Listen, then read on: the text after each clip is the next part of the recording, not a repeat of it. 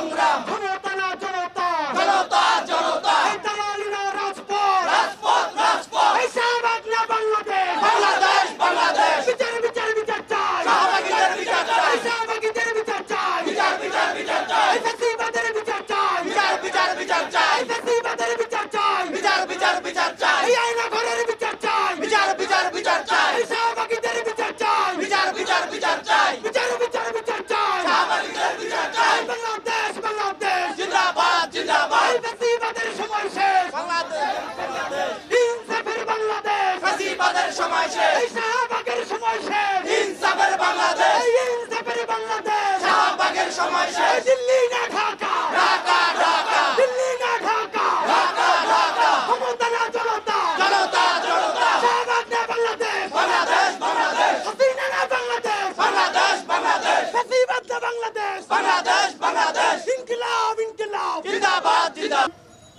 আপনারা জানেন আওয়ামী দুঃশাসনের এই যে দীর্ঘ 16 বছর বাংলাদেশকে একটি ফ্যাসিস্ট খুনি স্বৈরাচার দীর্ঘদিন ধরে শোষণ নিপীড়ন নির্যাতন গুম খুম করেছে তার ভিত্তি করে দিয়েছে 2013 সালের শাহবাগ।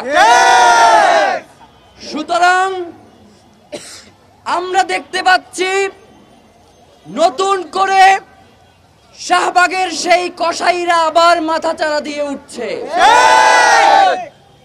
আমরা দেখতে পাচ্ছি শাহবাগের কসাই লাকি আক্তার, যার এখন জেলে থাকার কথা, সে এখন প্রকাশ্যে সে মিছিল করে, সে আমাদেরকে মপতন্ত্রের বাণী শোনায়। অথচ বিচারহীনতার এই প্রবণতা শুরু হয়েছে শাহবাগ থেকে এবং এই ফ্যাসিবাদের স্লোগান কন্যা লাকি আক্তার সহ ইমরানের সরকারেরাই হচ্ছে এই মপতন্ত্রের সূচনাকারী। এই মপতন্ত্রের মাধ্যমে মাদ্রাসার নিরীহ ছাত্রদেরকে হত্যা করা হয়েছে। এই মপতন্ত্রের মাধ্যমে বাংলাদেশে বিচার ব্যবস্থাকে প্রশ্নবিদ্ধ করে রায় দিয়ে ফাঁসির যাদেরকে দেয়া হয়েছে তাদের পক্ষ থেকে, শাহবাগের সেই শাপলার নিরীহ ছাত্রদের পক্ষ থেকে এই দীর্ঘ 16 বছর যারা নিপীড়িত হয়েছে নির্যাতিত হয়েছে তাদের পক্ষ থেকে আজকে আমরা ইনকিলাব মঞ্চের পক্ষ থেকে আপনাদের সামনে দাঁড়িয়েছি। আমরা বলতে চাই, লাল জুলাইয়ের এই অভ্যুত্থানের পর শাহবাগ বলতে আর কিছু বাংলাদেশে থাকতে পারবে না। লাল জুলাইয়ের মাধ্যমে শাহবাগের কবর রচনা হয়েছে। সুতরাং নতুন করে যদি কেউ শাহবাগ 2 এর চিন্তা ভাবনা করেন তাহলে আপনি ভুলের জগতে বাস করছেন। আমাদের শরীরে এক বিন্দু রক্ত থাকতে আমরা শাহবাগ হতে দেব না, দেব না, দেব না। ভিশনের ফুলঝুরি মেগা অফারে ফ্রি কিনলেই পাচ্ছেন 16 পিসের আকর্ষণীয় গিফট বক্স একদম ফ্রি। বাংলাদেশে এখন পর্যন্ত ইন্টারিম গভর্নমেন্ট আসার পরে যত ধর্ষণ হয়েছে সবগুলো ধর্ষণের বিচার নিশ্চিত করার জন্য ইন্টারিম সরকার কিন্তু প্রত্যেকজন ধর্ষককে গ্রেফতার করেছে।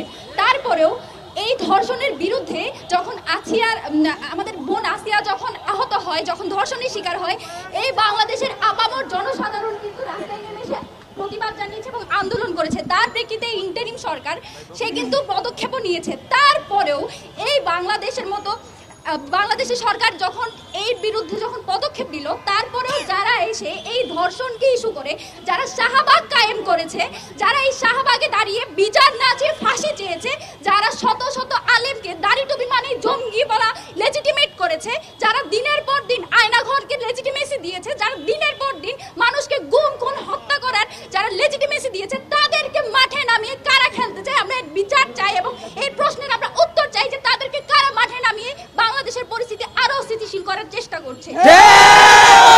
আপনারা হয়তো দেখে থাকবেন বাংলাদেশের যেসব পত্রিকা সারা জীবন ফিল্ম করে আসে যে ছাত্রদের সাথে পুলিশের সংঘর্ষ, তারা গতকালকে নিউজ করেছে ছাত্রদের উপর পুলিশের লাঠিচার্জ। আপনারা সারা জীবন দেখে আসবেন যখনই কোনো একটা যৌক্তিক দাবি নিয়ে ছাত্ররা নামে সেখানে ফ্রেমিং করা হয় মুখোমুখি সংঘর্ষে পুলিশ এবং ছাত্র জনতা। সেখানে কালকে এই ধরনের ফ্রেমিং কারা করায় এবং কেন করায় তা আমরা জানি। এবং এই যে আপনাদের নতুন করে আরেকবার শাহবাগ কায়েম করতে চাওয়ার চেষ্টা, সেই চেষ্টা এই লাল জুলাইয়ের পরবর্তী বাংলাদেশে হবে না।